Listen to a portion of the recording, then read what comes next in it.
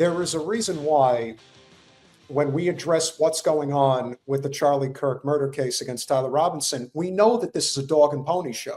This is not real. There is nothing.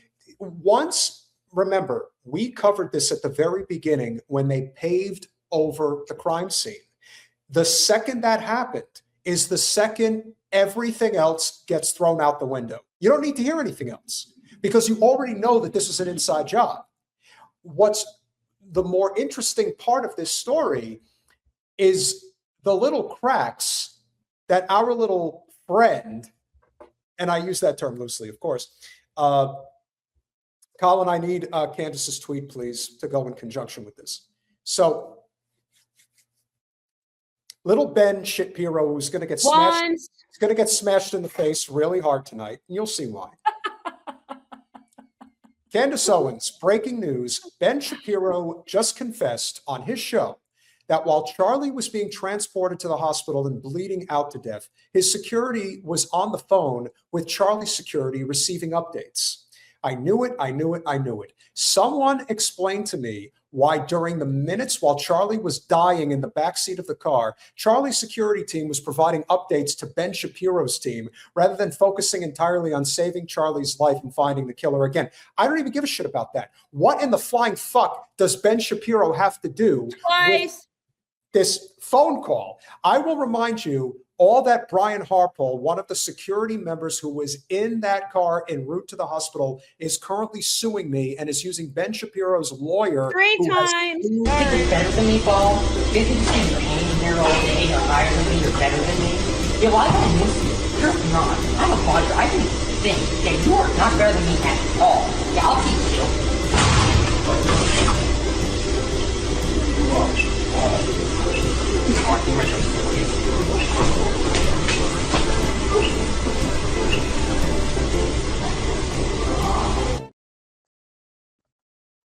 I will remind on Ben's behalf the last 3 years, Ben hated Charlie.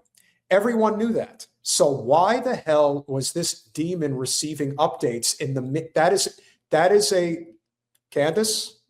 That is an excellent question. Everyone knew that. And so why the hell was he receiving these updates after Charlie was hit en route to the hospital? And again, we saw this on video. How did everybody move in the capacity that they moved in unless it was a setup? James Lee did mention that Ben Shapiro and Charlie Kirk shared the same security team. Again, it makes no fucking sense. Everything Ben did following the assassination made my alarm bells go off. I have told you guys that there was something about the Daily Wire and their relentlessly stalking of me following my firing that has made me feel altogether unsafe. I would believe that. I have felt their obsessive focus on destroying me is deranged and increasingly dangerous. What did Andrew Colvett mean when he told me it was supposed to be you?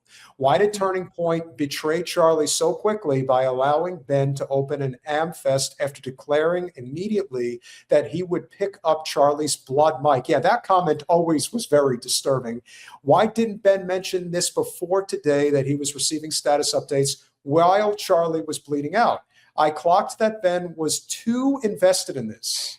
His energy on stage demanding that Megyn Kelly call me evil, and his fuck Megyn Kelly, call me evil. Wait, did you mention the megalodon?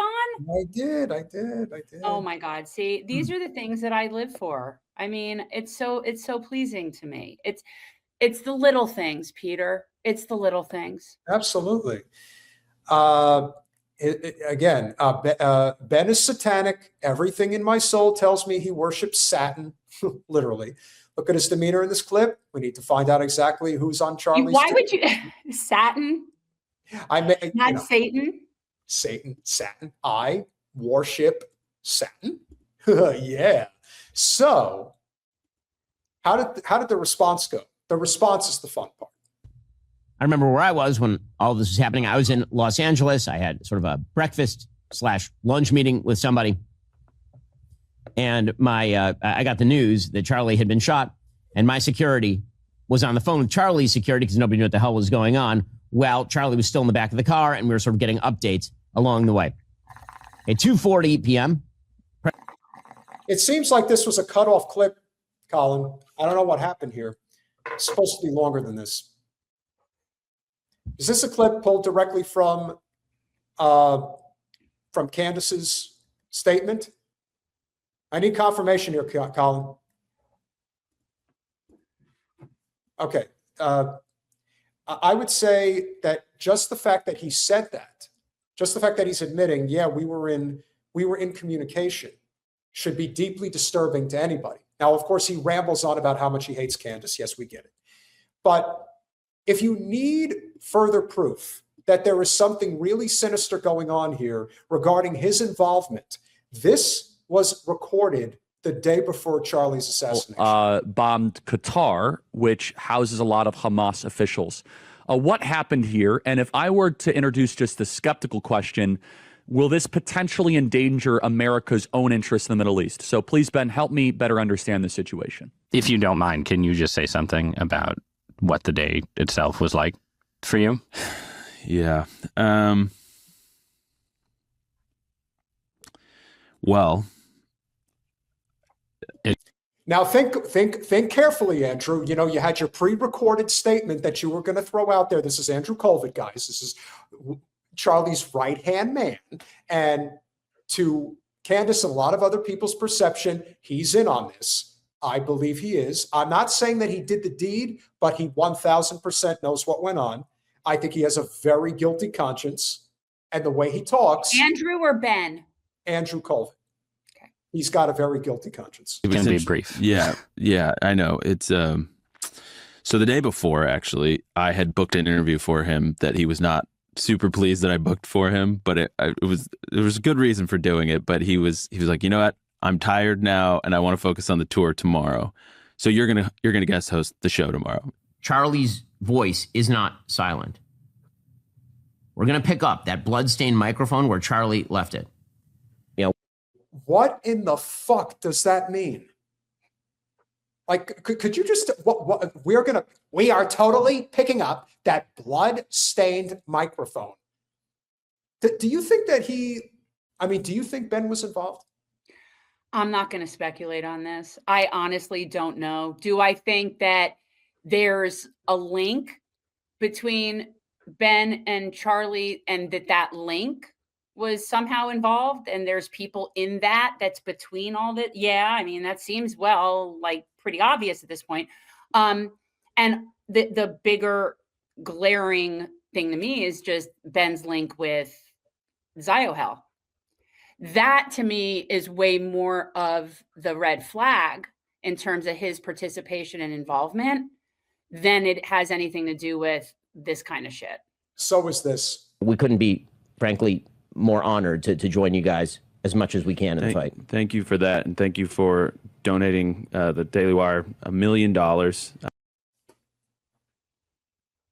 million. We are totally giving you $1 million. No. The Israel lobby is giving you $1 million. And we are going to take over your organization. This is not going in the direction that Charlie was trying to push this organization, which was to more of a libertarian populist direction instead of a MAGA GOP Israel direction. I put a stop to that very quickly. Remember, we have shown you guys a few times now. Remember these moments because everything is crystallizing now. Little Ben's involvement in this process cannot be overstated. So when they're doing their little dog and pony show, and remember, this isn't even the trial. This is the preliminary stage. You only have to listen to the bullshit that is coming out of law enforcement. Do you have footage? No. Did you know that they paved over the crime scene? No. Do you have any proof that Tyler Robinson was actually there? No. But they got his so-called furry boyfriend to get on the stand and say, oh yeah, it was definitely him. What the hell do you think they threatened him with? What do you think they promised him? I agree with you, David Hunter. Could what now? What did I do? He says you could have your own TMZ show about influencers. Yeah, whatever. Breaking news on this show. Thank you guys for honoring Charlie so well today. God bless you. For example, Candace Owens. I think that what Candace Owens is doing right now is evil. It is evil what she is doing right now. Evil. Okay, and I say that again. But what Because like I didn't opine on whether it's evil or not, but my position is it's really none of my business. And why is it? But I have a question. Why is it none of your business? I mean, you comment on these things for a living. I'm not mother of the internet. No, but if this were on the left and somebody were accusing Charlie Kirk of his wife having murdered him, I assume Why that does you it would be matter talking what about side it. it's coming from, Ben? He's such a turd. He is just such a little man. You really are a very small man. Accusing Erica of? Yes. When Candace Owens says, "I don't know, but I know," that is retarded, and we are all more retarded for having heard it. Oh, you are definitely up in that category of brain damage, Ben. You really are. I wouldn't use that word because it hurts people, but you're up there. He thinks, and you know what the amazing thing is? He's using that word thinking that he's edgy. That's the even more hilarious part of this. It's just not nice. And the reason it's not nice is because I know it hurts people's feelings. And I'm not married to that word enough that it's worth it for me to say it when I know it hurts people's feelings. I don't give a shit. Follow a hive mind. Yes, queen. Underground. Communists. Mormons live in Utah. I watched The Secret Lives of Mormon Wives. I know what's going on here. After all, your personal business is our business, is our motto. Egyptian Air. Wherever you travel, we will follow. I need to take a breath here, because what I'm about to discuss is significantly more serious and truly troubling. Oh my God. Candace Owens, as you may have heard me refer at the top of the show, is an evil, twisted human being. That lady. I've never heard more of a projection in my life, Ben. That's a mouthful right there that you just said about yourself there, Ben. Honestly, it really does look like he just smears shit all over his face. Well, I think it's from Netanyahu's taint. Whatever pays the bills. Hey, listen, living off of 441 in Boca Raton, in those private communities, that ain't cheap, baby. That's expensive. Very expensive. Yeah. Twisted human being. All the money on At the bottom of that lawsuit from Brian Harpole, it lists a Jacob William Roth, a partner of the firm, who also happens to be Ben Shapiro's brother-in-law. I remember where I was when all this was happening. I was in Los Angeles. I had sort of a breakfast/lunch meeting with somebody. And I got the news that Charlie had been shot, and my security was on the phone with Charlie's security because nobody knew what the hell was going on. Well, Charlie was. But again, who in the fuck are you? Why are you involved in this? Which that's what brings me to just his connection with the Zio state, which I believe was what orchestrated the entire, if you want to call it, assassination. Yeah. So any participation that he's had in that, either before or after, that makes him an accessory before or after the fact, I don't know. But I know that he's very tight with the powers that seem to have orchestrated this situation. So, I mean, also from what I've seen, I mean, let this finish, but I can tell you what I've seen from whatever evidence that they've put forward. Still in the back of the car, and we were sort of getting updates along the way. Second, there's visual timelines that show Charlie's body being carried to a vehicle within minutes of being shot. Apparently, he was still alive at the time. Again, I know that only because my security was talking to his security in the car. Why? Why? Oh, why? Why? Why would they? Why? How? How in that moment you just watched whatever? Henry, the speed bag, beat the shit out of Ben Shapiro.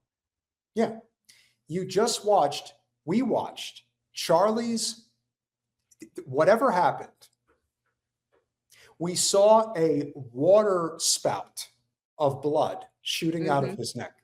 How is it that if this wasn't a setup, which I am 1000% convinced it was, how does little Mikey McCoy have the wherewithal to get on the phone, and of all the people he's calling you? He's talking to you on the phone? Right.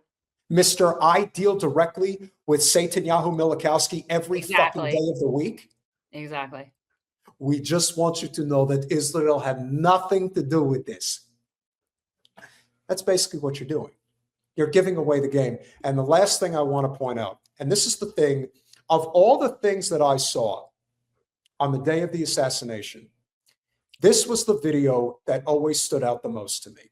I was standing from probably the third row in the bottom. I saw him, I heard the shot ring out. I looked to my left, and then I looked over to my right. I saw him slump over in his chair forward. He slumped over. He had blood coming from the left side of his neck down his shirt, and he slumped over and he was carried off. Can't We've talk. done this. I feel like we've already analyzed this. But to me, this is the things that like happen. You know what this is, ladies and gentlemen? This is, in so many ways, it's the grassy knoll.